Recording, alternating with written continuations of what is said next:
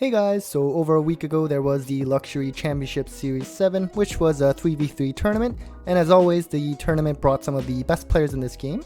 Now earlier today the deck lists for teams that made it to top 8 were released, so I thought I'd do a quick data breakdown like I did for LCS 6, where I show an overview of the most commonly played hand traps and generic staples among these lists. And if you like analytical videos like these, then consider subscribing and liking the video so that I know you guys want more.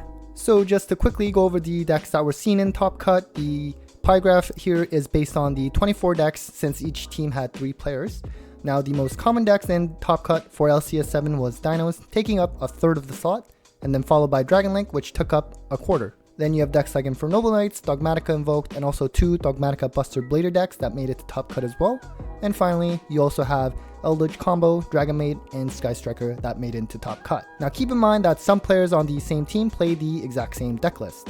Now to briefly go over the number of hand traps played in each deck, it ranged from 0 to 15 cards, with a median of 9 hand traps.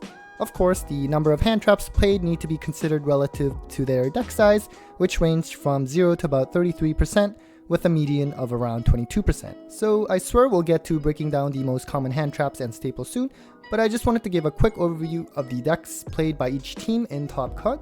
So we see that 2 teams actually all went with Dinos, including the team that won the whole event, 1-2-3, that consisted of Gabriel Netz, Cormac Adams, and Hashim Mustafa. There were also 2 teams where 2 of the 3 players went with Dragon Link, and then the remaining 4 teams had each player playing a different deck. Next, I thought I'd try to map out the deck's playstyle used for each team.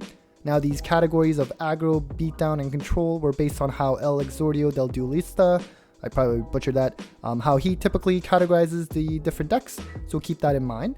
So you have the first place team that went with solely a beatdown playstyle using Dinos, and then you have a team like Fala Galera, where I gave them a half point for aggro and half point for control for the Eldritch combo deck, since it's a mixture of both, at least I think. Anyways, I just thought I'd map this out and try to see whether there's any preference for teams to have a spread of different playstyles, or whether it doesn't matter and they just play whatever deck they consider is the best. Clearly, there isn't really a spread of different playstyles among the teams in Top Cut at least. Okay, so finally we can move on to show the top 10 most played hand traps among the Top Cut deck lists. Again, keep in mind that these numbers can be a bit influenced by the fact that some teams just play the exact same list. Anyways, not surprisingly, the most commonly played hand trap among the Top Cut decks was Nibiru, being played in 22 of the 24 decks. So to help you navigate the numbers you see here, the values represent the number of decks. So for Nibiru, for example, we see that 16 of the 24 decks played Nibiru in the main, while 6 decks played Nibiru in the side. Now one thing to note about Nibiru, Ashe, Lancia, and any other cards you see here moving forward that has an asterisk by the number,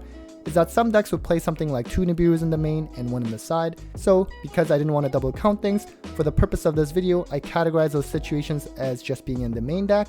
So keep that in mind for the rest of the video. This kind of situation didn't happen all that often though. Now you see Ashe, Gamma, and Imperm also being widely played, which isn't surprising, but something that stood out to me when I saw this breakdown is that Droll is no longer one of the most commonly played hand traps. And if you saw my breakdown for LCS 6, 80% of the Top Cut deck list play Droll either in the main or in the side, but now you hardly saw any decks played. I mean, whenever Droll enters the format, players tend to play around it, so I guess players decided to opt out on playing Droll for the most part. Now you see Lancia being seen in half of the decks in Top Cut as well.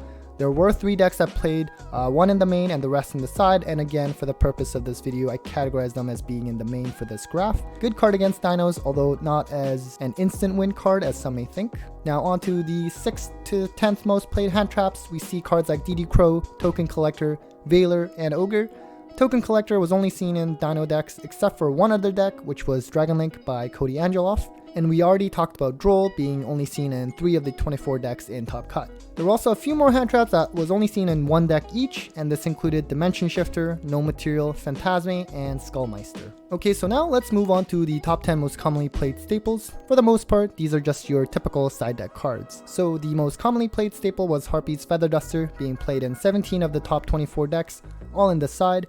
This was also the most played staple in LCS 6 as well, so not really surprising. And then we have Pankratops being seen in 14 of the 24 decks, and the 8 decks that played in the main were, of course, the Dino decks. The next most played staple may surprise some of you, but it was actually Ice Dragon's Prison, where it was played in 13 decks, with 2 decks, Dogmatica Invoked and Dogmatica Buster Blader, main decking this card. It's a non-targeting banish that can really out problematic monsters and or just end turns for some decks. I remember telling myself to get this card before the price went up, and well shit. The price of this card is now triple of what it was on release, so there goes that. Then you have some expensive cards like Lightning Storm and Triple Tactics Talent, both being tied for 4th on this list. TTT is more so usually seen in combo decks like Dragon Link and Infernoble Knights, but there were a couple Dogmatic Invoke decks that played this card as well. Now our next 5 commonly played staples include Call by the Grave and Mystic Mine.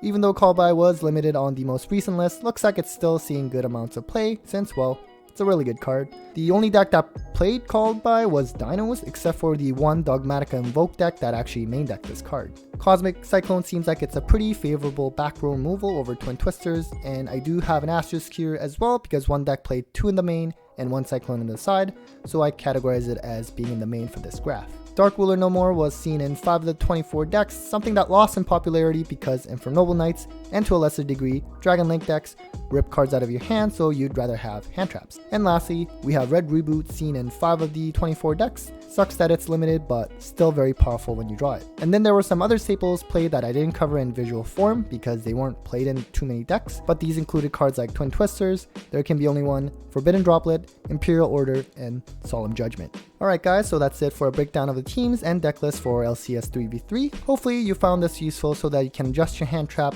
lineup, and or side deck appropriately depending on the deck that you play. I'll make sure to continue to do these kind of breakdown videos anytime we have a big event. Anyways guys, that's it for me. Take care.